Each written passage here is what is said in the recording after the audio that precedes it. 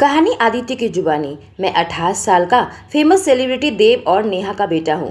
2 साल पहले मेरी शादी के दिन जब मेरी होने वाली पत्नी सनाया मेरे बेस्ट फ्रेंड अर्जुन के साथ भाग गई थी, मैं अकेला खड़ा उसका इंतजार करता रहा था। मेरा दिल इतनी बुरी तरीके से कुचला गया था कि दिल पत्थर का बन गया था। औरतों को देखकर मुझे कोई भी एहसास नहीं होता था कि तभी मेरी बहन लूना की सहेली लिली, जो कि मुझसे 9 साल छोटी थी, किसी मजबूरी बस मेरे साथ रहने को आई। पर जो एहसास मेरे मर चुके थे वह एक एक करके जागने लगे थे। जैसे उसे देखकर दिल का तेजी से धड़कना, उसके सामने नर्वस होना, खुद पर से काबू खो बैठना और जुदाई की तड़प। लिली की कार खराब थी, इसलिए सुबह मैंने उसे कॉलेज ड्रॉप किया था और अब मैं उसे कॉलेज से पिक करने वहां पहुंच गया और शाम कार को गेट के सामने ही पार्क कर दिया। कॉलेज के बच्चों को देखकर मुझे अपने कॉलेज के दिनों की याद आने लगी। मैं और सनाया और अर्जुन बेस्ट फ्रेंड थे, पर अपने कॉलेज के दिनों को याद करके मुझे आजकल तकलीफ होती है, जब से उन दोनों ने मुझे धोखा दिया। पर ना चाहते हुए लिली के लिए मुझे यहाँ खड़ा रहना पड़ेगा। थोड़ी देर में वह मुझे नजर आई और मेरा दिल चौंकना हो गया, क्योंकि मैंने उम्मीद नहीं की थी कि एक लड़का उसके साथ साथ चल रहा था। उसने अपनी सहेलियों को हाथ दिखाकर विदा किया, पर वह लड़का उसका साथ छोड़ने को तैयार नहीं था। वह कुछ कह रही थी और लड़का बड़े प्यार से उसे देख रहा था। इससे पहले कि मुझे पता चले, मैं कार से बाहर निकला और जोर से दरवाजा बंद किया।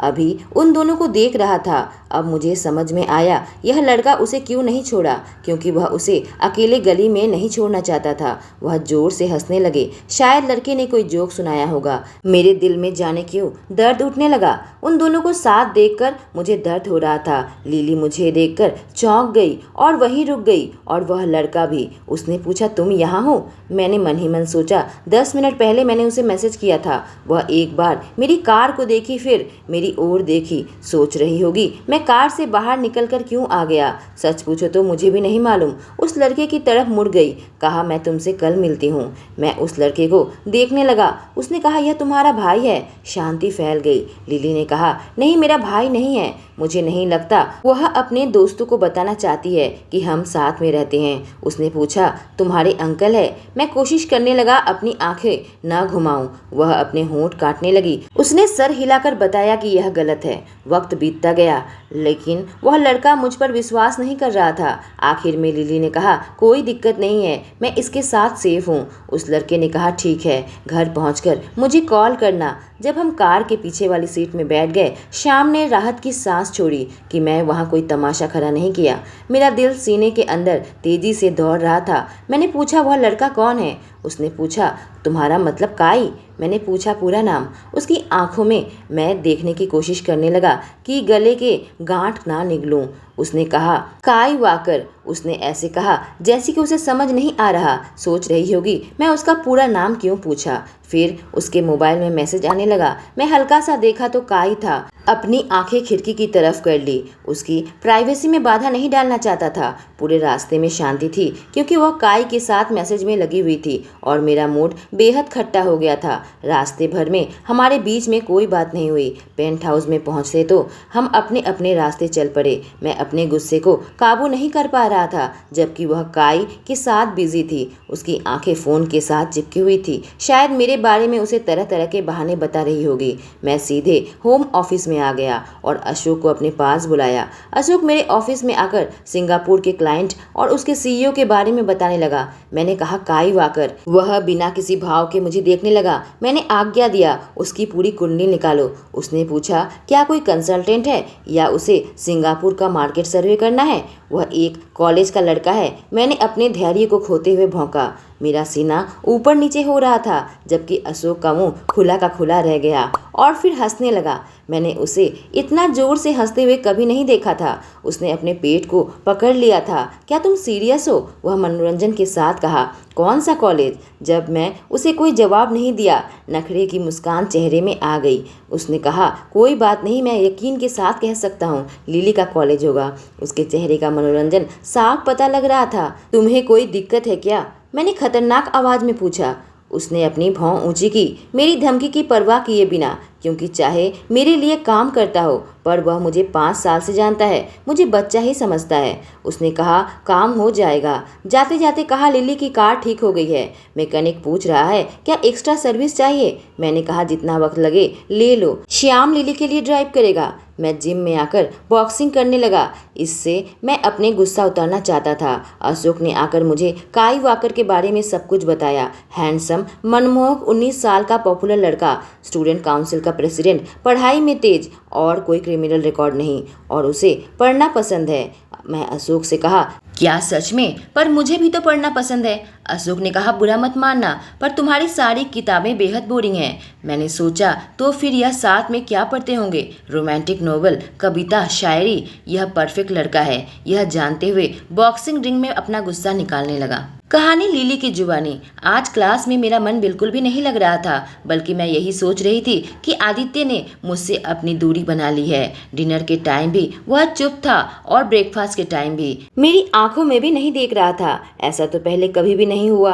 अचानक उसके थेरेपिस्ट के बताए हुए फीलिंग्स की याद आने लगी। उसका 5वां फीलिंग था जलन। भले ही एक इनकार करे पर वह जिसे चाहता है उसे किसी और के साथ देख ले तो उनका दिल डूबने लगता है, पर आदित्य यह फील नहीं कर सकता। यह सब सोचकर मेरा सिर में दर्द होने लगा। मुझे एक ही बात याद रखनी है कि आदित्य का दिल जम चुका है। टीचर ने हमें ग्रुप प्रोजेक्ट करने को कहा था। काई पूछा क्या मेरे साथ प्रोजेक्ट करना चाहोगी? जब मैं और काई चलकर गेट के सामने जा रहे थे हम दोनों हंस रहे थे। उसके साथ समय बिताकर मैं कभी बोर नहीं होंगी, पर मैं कुछ ज्यादा ही देर तक उसकी ओर देख रही थी। पर क्यों?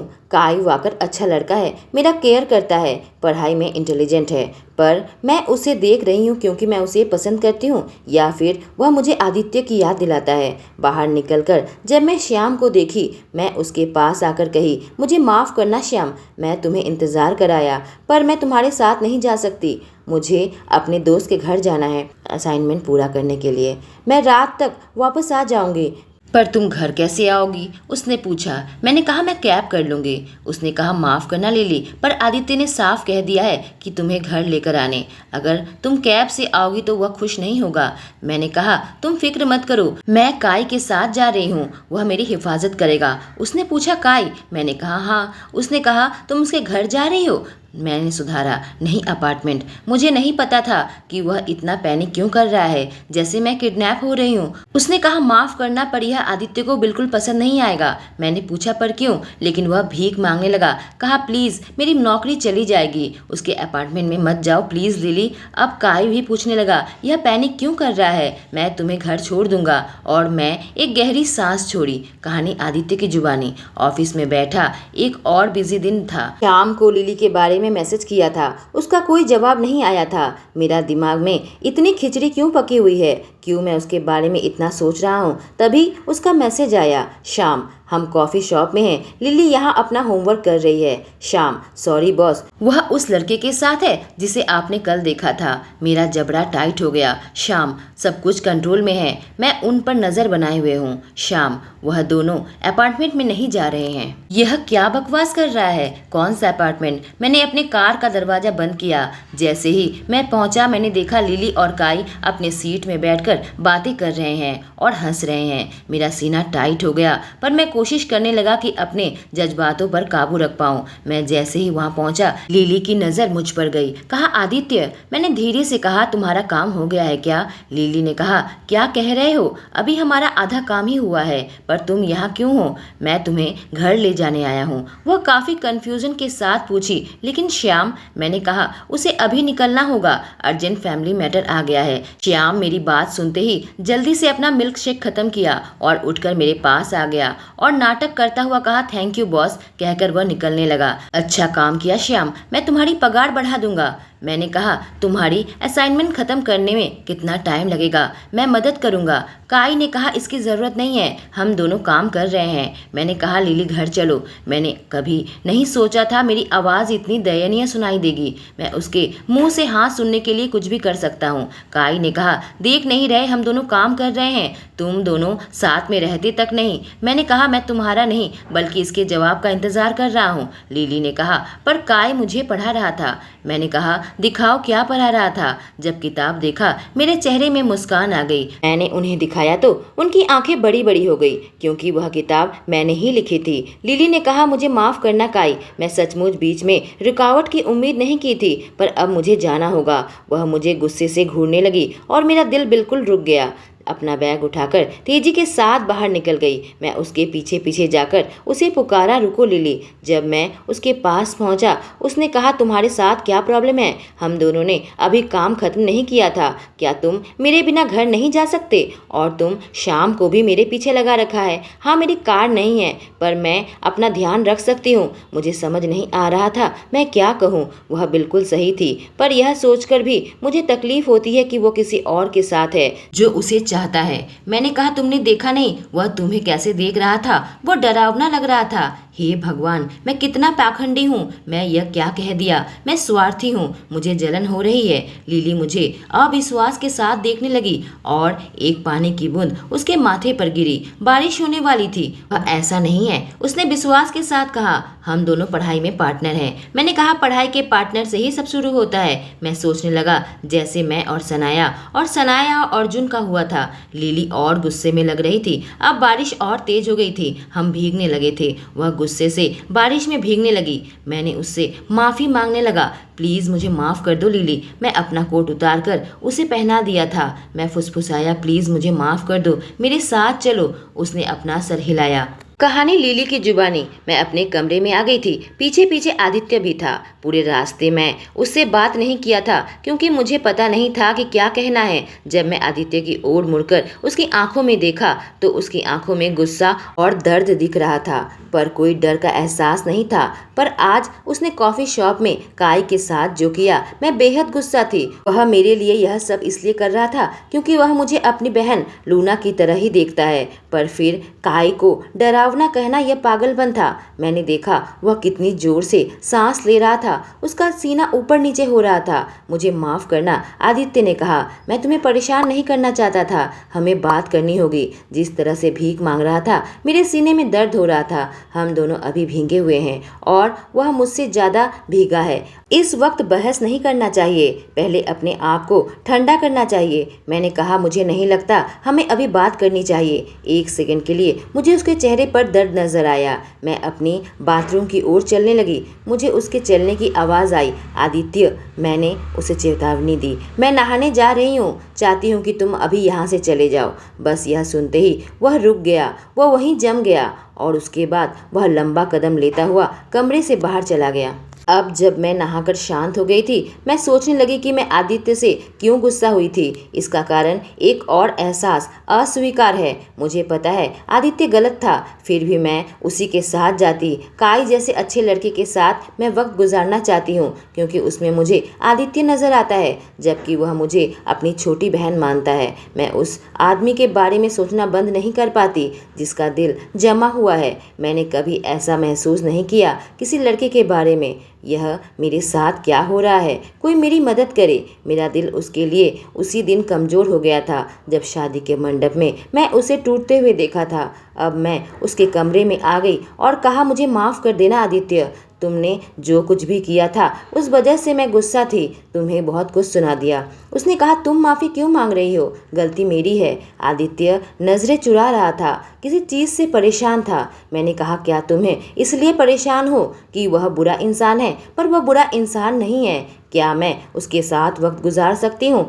उसका चेहरा कठोर हो गया इससे पहले कि उसने नज़रें हटा ली। मैंने कहा, तुम ज़्यादा ही प्रोटेक्टिव डैड की तरह एक्टिंग कर रहे हो। अब वह पाउट करने लगा, जिससे मुझे उसे चिढ़ाने का मन हुआ। मैंने कहा, डैडी तुम इतना गुस्सा क्यों हो? मैं और काई सिर्फ दोस्त हैं। आदित्य अवाक रह गया। उसने मुंह दबाकर हंसा और वह हंसने लगा। कहा, सिर्फ दोस्त? फिर मेरी आंखों में आंखें डालकर कहा, अच्छी लड़की। 2 हफ्ते बीत गए थे। मेरी और आदित्य के बीच में सब सही चल रहा था। आज मैं ड्रेस पहनकर आईने में खुद को देख रही थी। मुझे पार्टी में जाना था। मैं ब्लैक वी गले का ड्रेस था जो मेरे थाई के बीचों बीच तक आ रहा था। मैं अपनी पीठ की चेन को लगाने की कोशिश कर रही थी, पर मुझे हो नहीं रहा था। तभी दरवाजे पर आवाज़ आई, लिली डिनर तैयार है। मैंने सोचा कि उसे अंदर आने बोलूं या नहीं, क्योंकि अभी ड्रेस मेरे शरीर में बहुत गलत लग रही थी।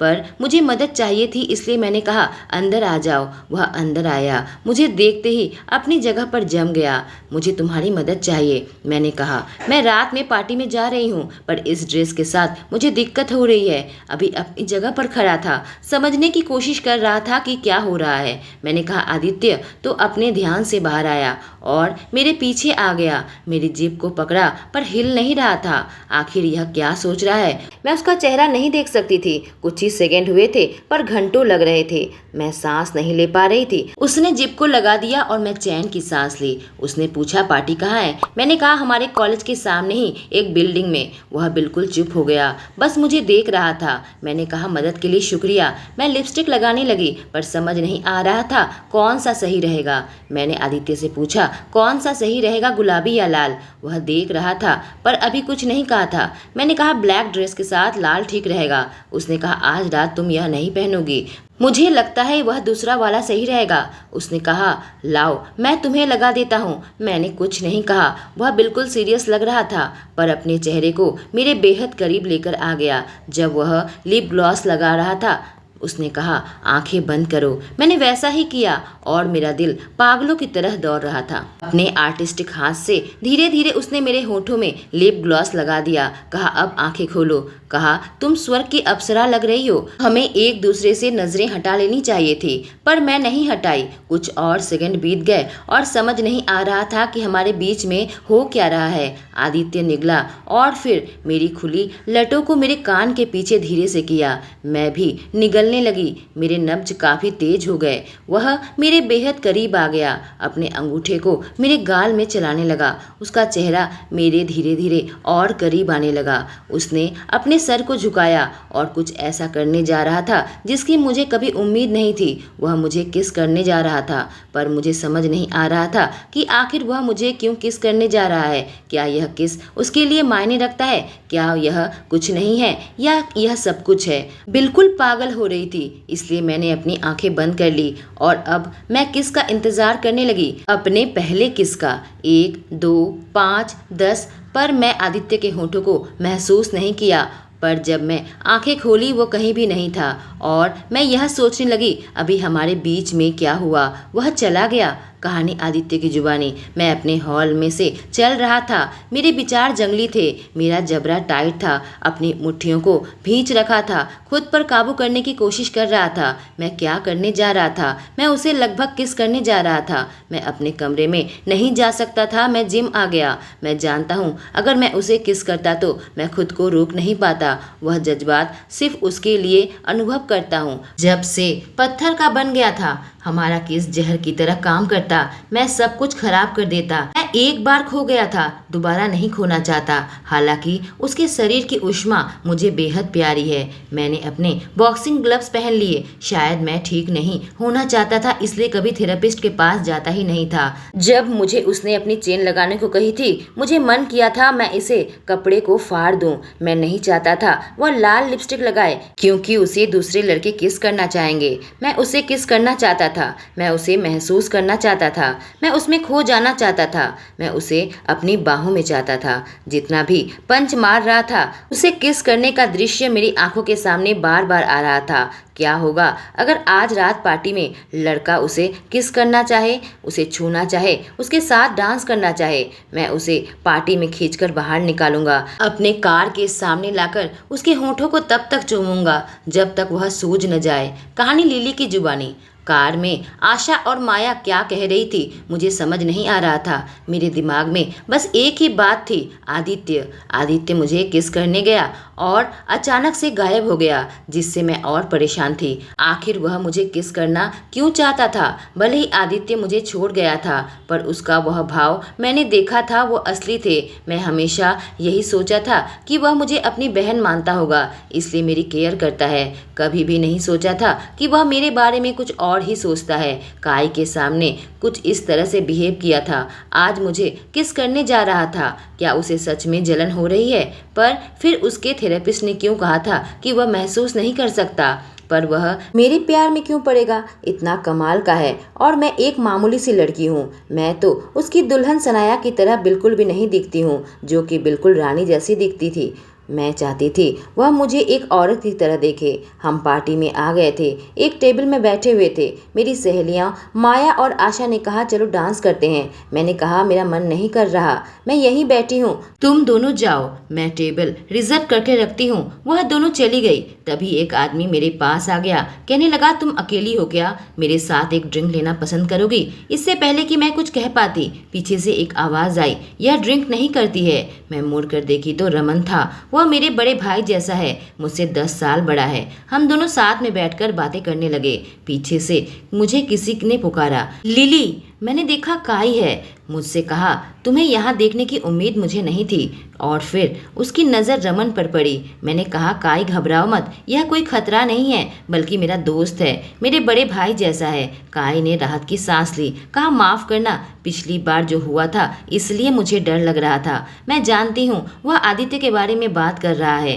काई अपना हाथ बढ़ाते हुए मुस्कुराते हुए कहा मैं तुम्हें डांस के लिए पूछ सकता हूँ, जिससे मैं थोड़ी सी पीछे हटी। उसकी भावना को ठेस तो नहीं पहुंचाना चाहती थी, पर मैं आज उसके साथ डांस नहीं करना चाहती थी। मैंने कहा मैं डांस नहीं करती हूँ और ऊपर से मेरे पैर में बहुत दर्द है। मैंने उसके चेहरे पर निराशा देखी और उसने कहा कोई बात नहीं, और फिर वह वहाँ से सांस छोड़ता हुआ चला गया। रमन ने कहा तुमने उससे झूठ कहा ना, लड़का अच्छा लगता है और तुम्हें चाहता है तो उसे मौका क्यों नहीं देती। यह सुनकर मेरा दिल टूटने लगा, क्योंकि मैं जानती हूँ कि मैं यह नहीं कर सकती। रमन ने पूछा क्या तुम किसी और को चाहती हो। मैं झट से अपना चेहरा हटा लिया, जिससे उसे मुंह दबाकर हंसते हुए पाया। तो तुम सच में किसी और को चाहती हो। तुम्हारे डैड के लिए बुरी खबर है। हाँ, मैं आदित्य को चाहती हूँ, यहाँ तक कि मैं उसे किस करने को भी दिया, जो आखिर में नहीं हुआ। लेकिन तभी अशोक ने कॉल किया। मैंने उठाया तो कहा मैं तुम्हें चेतावनी देना चाहता था, वह रास्ते में है। आदित्य तुम्हारी पार्टी में आ रहा है। वह इस बात से खुश नहीं है कि तुम वहाँ हो। क्या उसने जब मुझे काई के साथ देखा था उसे जलन हो रही थी। यहाँ पर उसके थेरेपिस्ट की कही छठी फीलिंग मुझे याद आ गई, पॉजिटिवनेस, अधिकार की भावना। अगर आदित्य किसी लड़के के लिए पॉजिटिव होगा तो बस वह उसी लड़की के साथ रहना चाहेगा, खुद भी किसी औरत के पास नहीं जाएगा और ना ही उस लड़की को किसी और के पास जाने देगा। यह छठा फीलिंग उसके लिए बहुत जरूरी है, क्योंकि इसका मतलब है वह तैयार हो गया है। कुछ देर में आदित्य भी पार्टी में आ गया था, पर मैंने उसे अपने से दूर रहने को कहा, क्योंकि मैं पार्टी में उसके साथ नजर नहीं आना चाहती थी। तभी माया मेरे पास आ गई, कही सामने वाले टेबल पे जो लड़का बैठा हुआ है वह तुम्हें देख रहा है, उसकी नजरों से लग रहा है वह तुम्हें चाहता है। मैंने देखा तो वहाँ आदित्य बैठा हुआ था। मैंने कहा मैं उसे जानती हूँ। उसने पूछा क्या तुम भी उसे चाहती हो। मैंने हाँ में सिर हिलाया तो उसने कहा मुझे नहीं पता था तुम अपने से बड़े लड़कों को चाहती हो, फिर उसे वहाँ क्यों नहीं बुला लेती। कहते हुए उठकर माया उसके पास चली गई। कहानी आदित्य की जुबानी। मैं बहुत देर से बैठकर लिली को देख रहा था, तभी एक लड़की मेरे पास आ गई, कहने लगी आप तो आदित्य मथुर हो ना। मैं लिली की फ्रेंड माया हूँ और मैं आपसे यह कहना चाहती हूँ कि वह आपके बारे में ही सोच रही है। जैसे मैंने अपनी नज़रें लिली पर डाली, मैंने देखा वह मुझे देख रही थी। अपनी आंखें हटा ली, उसके गाल गुलाबी हो गए। मैं बिल्कुल कंफ्यूज था।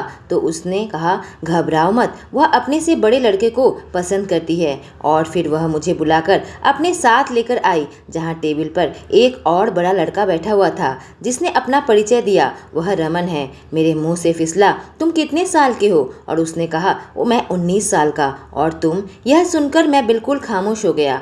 कहानी लिली की जुबानी। आदित्य यहाँ आ गया था, मामला गर्म हो गया था। मैंने कहा मुझे अभी जाना होगा। मैं समझ रही थी आदित्य अपने आप को कंट्रोल करने की कोशिश कर रहा है, इससे पहले कि फिर से कोई कांड हो जाए। यहाँ से चले जाना ही ठीक है। तभी बीच पार्टी में अपने दोस्तों को छोड़कर मैं उसके साथ गाड़ी में थी। वह कांप रहा था और मुझसे माफ़ी मांग रहा था। मैं सोच रही थी उस पर गुस्सा होना चाहिए, पर उसकी स्थिति इतनी दयनीय थी जैसे कि वह खुद से ही लड़ने की कोशिश कर रहा था। आज जो कुछ भी हुआ था मैं समझ चुकी थी, यह इंसान मुझे चाहता है।